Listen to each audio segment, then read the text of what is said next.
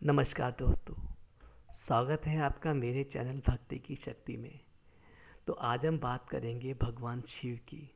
जी हाँ, भगवान शिव की बात करेंगे। और जब भगवान शिव की बात हो रही हो तो भला हम कैसे केदारनाथ मंदिर का धाम भूल सकते हैं। तो आज हम बात करेंगे केदारनाथ धाम मंदिर की। जी हाँ, शिव जी का मंदिर है केदारनाथ धाम। आज उनकी बात करेंगे। तो प्यार से नाम लीजिए, जय श्री राम, जय श्री राम, जय। केदारनाथ धाम, जी हाँ, भगवान शिव का धाम, जहाँ भक्तों की हजारों नहीं लाखों भक्तों की भीड़ इकट्ठा होती है और उनके दर्शन हेतु लोग पूरी दुनिया से केदारनाथ धाम जाते हैं, जो कि उत्तराखंड के अंदर है। जी हाँ, तो आज बात करते हैं केदारनाथ धाम की। केदारनाथ धाम 2013 में आई प्राकृतिक आपदा के बाद से सैलानियों के बीच अत्यधिक प्रसिद्ध हो चुका है। हालांकि धार्मिक रूप से इसकी मान्यता पहले जैसी ही है। ऐसा इसलिए क्योंकि केदारनाथ 12 ज्योतिर्लिंगों में एक ज्योतिर्लिंग, पंच केदार में एक केदार एवं उत्तराखंड के 4 छोटे धामों में से एक धाम है। कुरुक्षेत्र की भूमि पर 18 दिनों तक लड़े गए महाभारत के भीषण युद्ध के बारे में तो भला कौन नहीं जानता। आपने सुना भी होगा, महाभारत का युद्ध 18 दिनों तक चला था। इसी युद्ध के में सभी रिश्तों की बलि चढ़ गई थी। फिर चाहे वह गुरु शिष्य का रिश्ता हो, या भाई बहन का रिश्ता हो, या भाई भाई का रिश्ता हो, या चाचा भतीजे का रिश्ता हो। 18 दिनों तक निरंतर कुरुक्षेत्र की भूमि कौरवों एवं पांडवों की सेना के रक्त से लाल हो गई थी। महाभारत का युद्ध समाप्त होने के बाद विजय तो अवश्य ही पांडवों की हुई थी, लेकिन तब तक बहुत देर हो चुकी थी, क्योंकि उन्होंने भी बहुत कुछ खो दिया था। युद्ध समाप्ति के समय जब सभी पांडव भगवान श्री कृष्ण के साथ मिलकर युद्ध के परिणामों एवं प्रभावों के बारे में चर्चा कर रहे थे, तब श्री कृष्ण ने उन्हें पश्चाताप करने को कहा। जी हाँ, श्री कृष्ण ने उन्हें पश्चाताप करने को कहा। क्यों कहा, जानते हैं। श्री कृष्ण के अनुसार पांडवों के ऊपर ब्रह्म हत्या, गो हत्या, कुल हत्या, गुरु हत्या आदि कई पाप चढ़ चुके थे, और वो नहीं चाहते थे कि पांडवों को ये पापों के साथ जीना पड़े। इसके लिए उनका प्रायश्चित करना आवश्यक था। पांडवों ने इसका उपाय पूछा तो श्री कृष्ण ने बताया कि उन्हें इन पापों से मुक्ति तो केवल भगवान भोलेनाथ ही दे सकते हैं।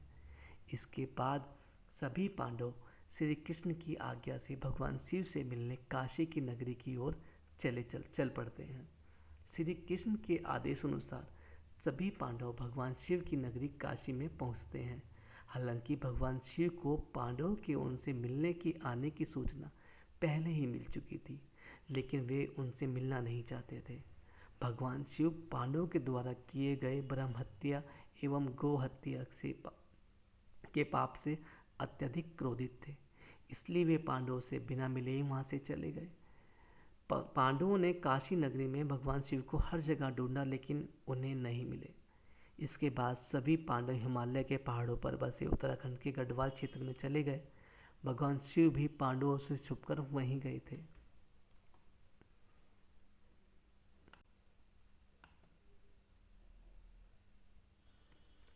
जब भगवान शिव को पांडवों को अपने पीछे पीछे गढ़वाल क्षेत्र की ओर बढ़ते देखा तो उन्होंने इसका उपाय निकाला।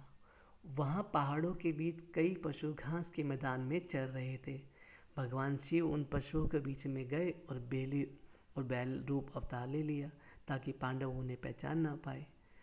गढ़वाल के पहाड़ों पर पांडवों ने भगवान शिव को भी हर जगह ढूंढा, लेकिन उन्हें वो वहाँ भी नहीं मिले। अंत में महाबली भीम को एक उपाय सूझा। उन्होंने अपने शरीर पहाड़ों से भी बड़ा कर लिया। अपना एक पैर एक पहाड़ी पर तो दूसरा पैर दूसरी पहाड़ी पर टिकाया और गहनता से महादेव को ढूंढने लग गए। भीम के विशालकाय रूप को देखकर पहाड़ों के सभी पशुओं में हलचल पैदा हो गई और वे इधर उधर भागने लगे, लेकिन एक बैल अपनी जगह पर स्थिर खड़ा रहा। उस बैल पर भीम के विशालकाय रूप का कोई प्रभाव नहीं दिखा। यह देखकर भीम समझ गए कि यही बैल महादेव का रूप है और बैल का अवतार लेकर हमसे छिपे हुए हैं शिव।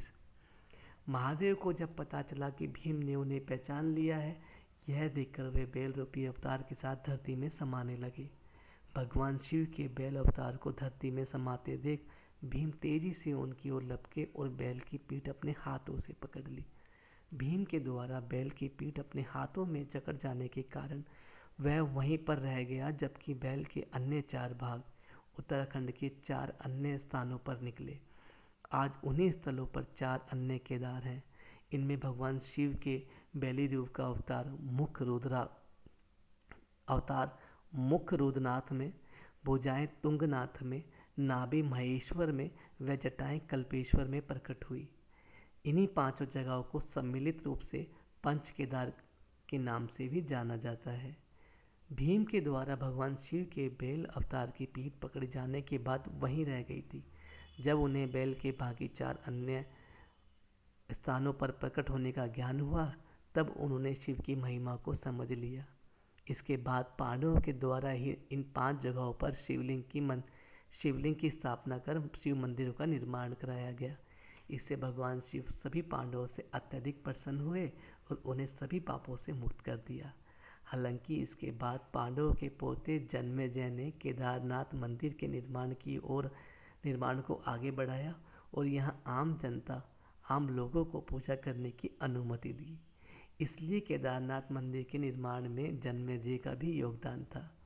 समय के साथ साथ पांडवों के द्वारा बनाया गया मंदिर जर्जर हो गया। फिर जब भारत की भूमि पर शंकराचार्य ने जन्म लिया, तब उनके द्वारा संपूर्ण भारत भूमि की पैदल यात्रा की गई व चारों दिशाओं में 4 धाम की स्थापना की गई। तब आदि शंकराचार्य ने ही इस केदारनाथ मंदिर का पुनर्निर्माण कराया था, जिसे आज हम देखते हैं। इसके बाद अपने जीवन के अंतिम समय में आदि शंकराचार्य ने इसी केदारनाथ मंदिर के पास ध्यान लगाया था व समाधि ले ली। उनकी समाधि आज भी केदारनाथ मंदिर के पास ही स्थित है। फिर 10वीं से 13वीं शताब्दी के बीच कई भारतीय राजाओं ने मंदिर का जीर्णोद्धार करवाया था।